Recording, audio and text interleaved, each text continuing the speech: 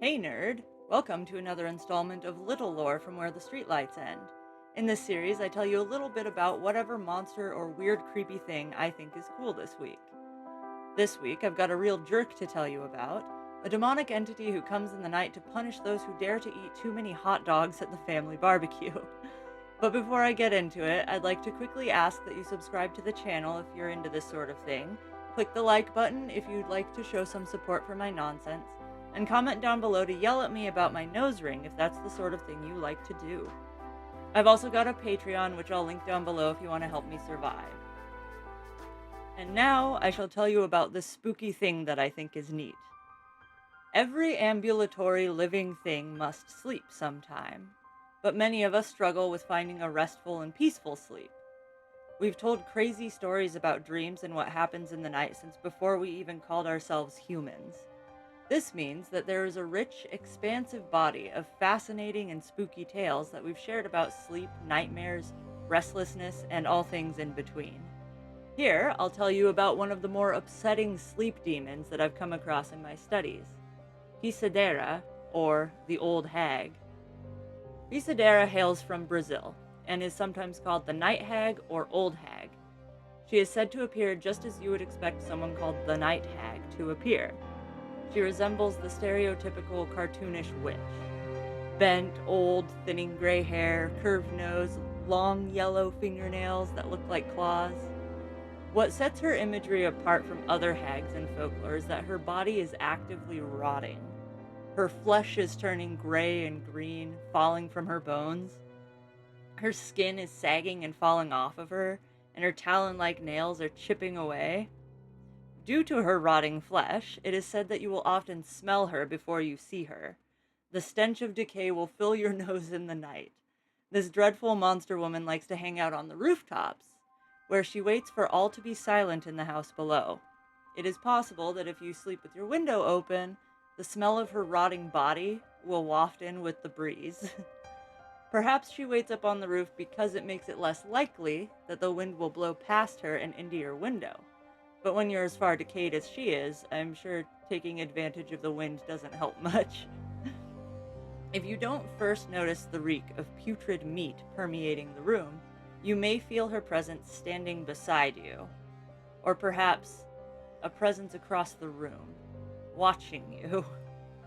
While I've chosen this rotten version of her as my primary description, she has actually been described a few different ways, depending on which part of Brazil your story comes from.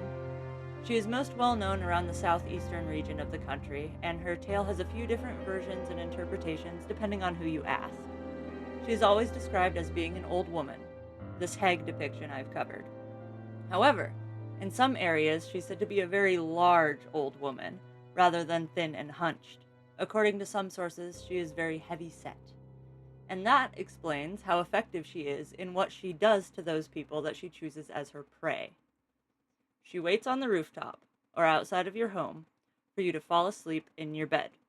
And when you have drifted off into your dreams, she descends upon you and presses her foot down on your stomach or your chest.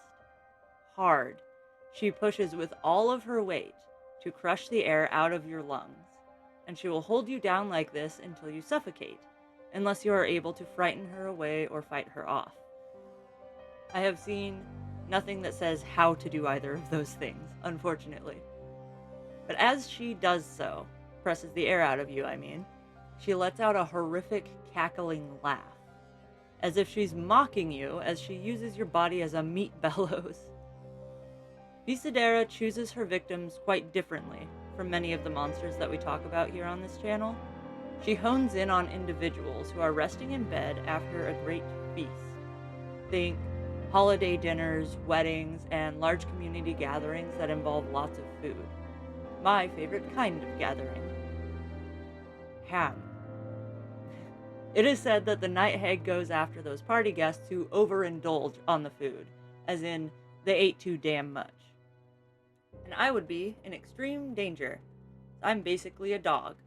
So I relatively frequently way overeat. Like, if there's food in front of me, I'm gonna eat it.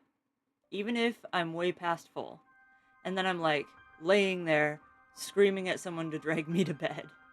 It's dumb, but it's kind of funny. Anyone else do that? I really need to not do that. That's probably what gave me a hernia. But I digress. Those who overindulge are believed to be greedy and selfish in the eyes of Pisadeira. By taking more than they need, they have incurred her wrath. Imagine being at a party where everyone's having fun and there's a massive pile of delicious food, and you have to worry the whole time that you might eat a little bit more than you need to, and you'll get crushed by an evil witch later that night. I bet it kinda keeps you in check there. In general, the terror tale of Pisadeira serves an important cultural role, like many other monsters. While many freaky creatures serve as warnings against dangerous behavior, like walking alone at night, wandering off into the woods, or trying to stand on pond moss, they serve a very practical purpose, reminding us of things that are important for keeping ourselves alive in the day-to-day. However, our night hag this week is one of the more rare warnings against moral failings, or moral failures. In these cultures, it seems to be quite frowned upon to overeat. I am not of this culture, so if you are, let me know. Tell me how wrong I am, or if I'm on the nose, or anything. Overeating, of course, being a simple and easily identifiable action that suggests a person may be greedy, selfish, or gluttonous. While eating more than you need to usually isn't seen as a moral failure in most societies, or like in itself, it can be a red flag for those more serious character flaws. Greed tends to be met with disapproval in most cultures, and Pisadeira is the one tasked with reminding people that they should take care in minding their manners. While I have you here, I want to touch base on the sheer number of terrifying entities that we encounter during our sleep or in that hazy dimension in between dreaming and wakefulness. One extremely popular being right now is the Hat Man. If you like my videos, you've probably heard of the Hat Man before. Maybe I'll cover him. He's one of those freaky fuckers that appears to us when we're neither asleep nor awake. We've also got monsters and fiends who take our lives while we're deep in our slumber. I've talked about Al-Kharisi recently, and she comes after new mothers specifically. These monsters seem to be our attempt to rationalize those tragic and mysterious deaths that take our loved ones from us in the night. It seems to me that just about every single culture in the world has at least a few monstrous explanations for these sorts of tragedies. It makes sense that we'd be scrambling for explanations. Many times when people pass away in their sleep, they give no indication of being in poor health beforehand. You can't simply die for no reason, right? Surely then there must be some beast or god or demon who made the decision to take these people from us.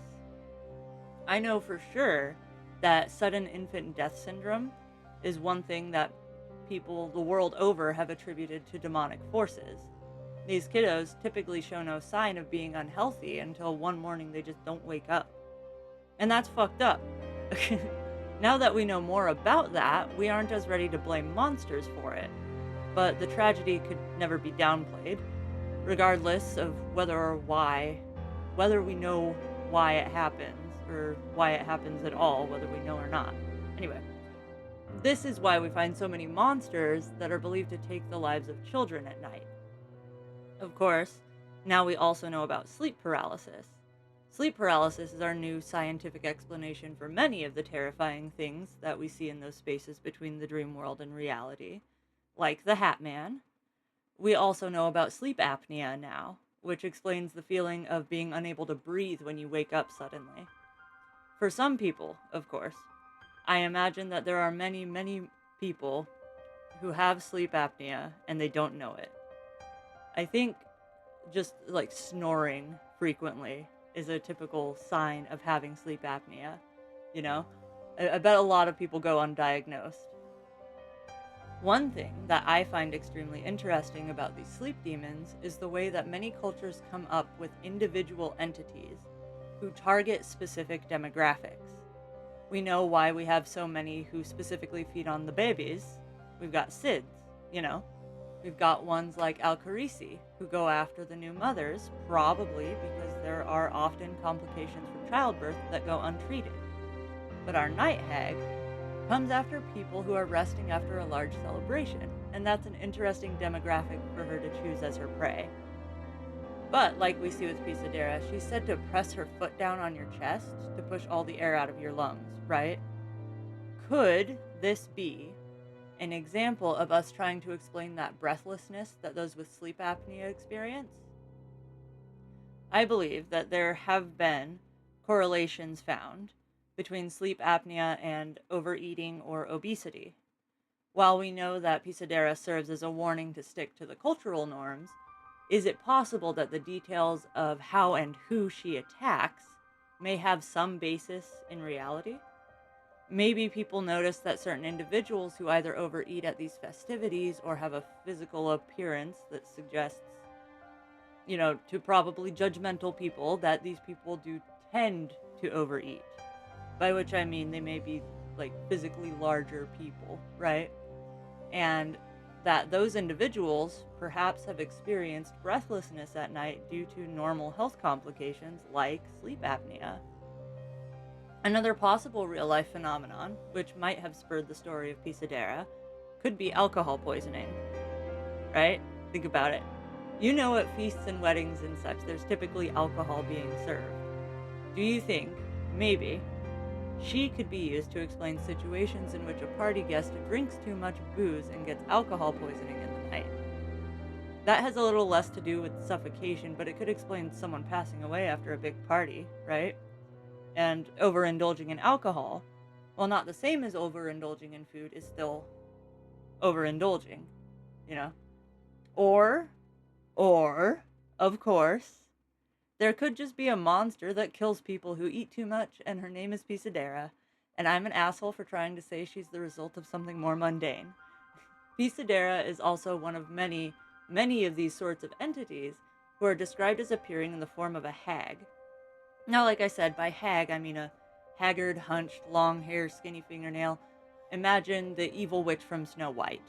The typical cartoon witch that people mean when they say hag. In fact, hag and witch are often used synonymously. I find it interesting how common this imagery is of a haggard old woman and these creatures like this looking like that, right? One example that comes to mind readily is Frau Perkta. She's actually a midwinter goddess who represents the trinity of the Mother, Maiden, and Crone, and has solstice powers or whatever. I've got a video about her in my Little Lore playlist. Go find it if you haven't seen it. Anyway, without giving too many spoilers, Frau Perkta is described in much the same way when she appears with an attitude. Sleep demons have been depicted as old hags in several cultures, at least several, and it's curious that this imagery instills such fear in people the world over. Why is everyone so scared of old ladies? I get that it's a specific type of old lady, but for real. They appear as super old women, and that is apparently universally horrifying. What is that? What does that say about us as humans? I'm sure I'll be back with some more sleep demons for y'all. Sleep and dreaming is a subject that's extremely important to me, so I like talking about it. Let me know in the comments down below if you've ever seen anything terrifying in the night. Have you got sleep apnea or ever experienced sleep paralysis? I'll go over to my Patreon to talk about a couple of my sleep paralysis experiences sometime this weekend. So if you're interested in those stories, go over to my Patreon at patreon.com/backalleyalchemist and see what I've got going on over there. You can share your spooky experiences with us all on that post as well when it's up. Otherwise, of course, tell me what you think about these weird bastards down below. Click that thumbs up button if you like what I do here, and subscribe to the channel if you want more monsters, folklore, and dark history from me. I've got a master's degree in history and nothing better to do with my time. All that said, don't step out of line in any way ever, or a monster will do something weird to you at night. Later, nerd!